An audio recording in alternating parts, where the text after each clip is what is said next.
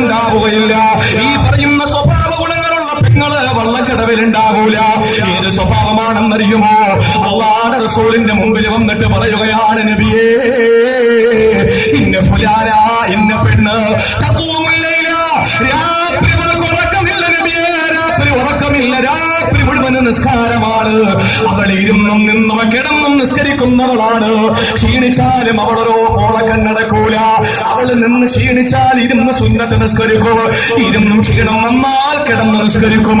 അവൾ ഇങ്ങനെ വല്ലാത്ത നിസ്കാരമാണ്.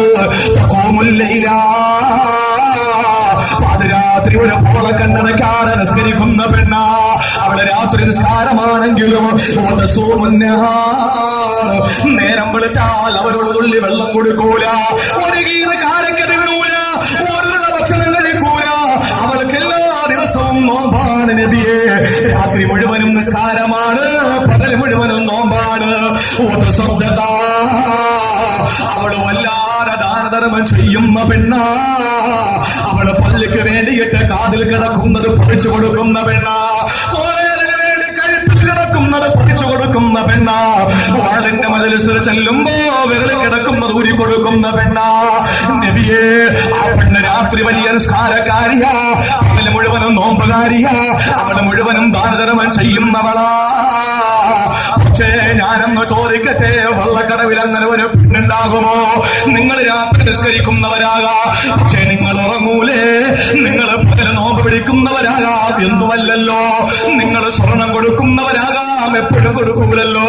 പക്ഷെ മദീനയിലെ ഈ പെണ്ണ് രാത്രി ഫുൾ ടൈം നിസ്കാരമാണ്, പകല് ഫുൾ ടൈം നോമ്പാണ്. എല്ലാ സമ്പത്തും അല്ലാഹുവിന് വേണ്ടി കൊടുത്ത പെണ്ണ.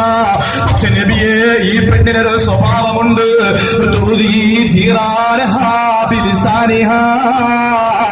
നാക്കെടുത്താൽ ഈ അയൽവാസികളെ ബുദ്ധിമുട്ടിക്കുന്ന പെണ്ണ. അപ്പുറത്തും ഇപ്പുറത്തുമുള്ള പെണ്ണുങ്ങള് ഇവളുടെ ഉപദ്രവത്തിൽ നിന്നുമല്ലാതെ പേടിക്കുകയാണ് നബിയെ. രാത്രി നിസ്കാരം തന്നെ, നോമ്പ് തന്നെ, എല്ലാം ദീനിന് തന്നെ. ചെയ്യവളോ അയൽവാസികളായ പെണ്ണുങ്ങളെയും ആണുങ്ങളെയും നാക്കുകൊണ്ട് ബുദ്ധിമുട്ടിക്കുന്ന പെണ്ണ.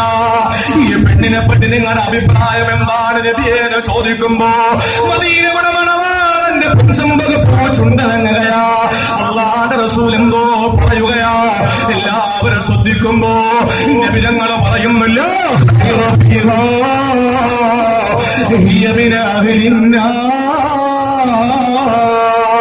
ഒരു പുണ്യവുമില്ല സഹാബ.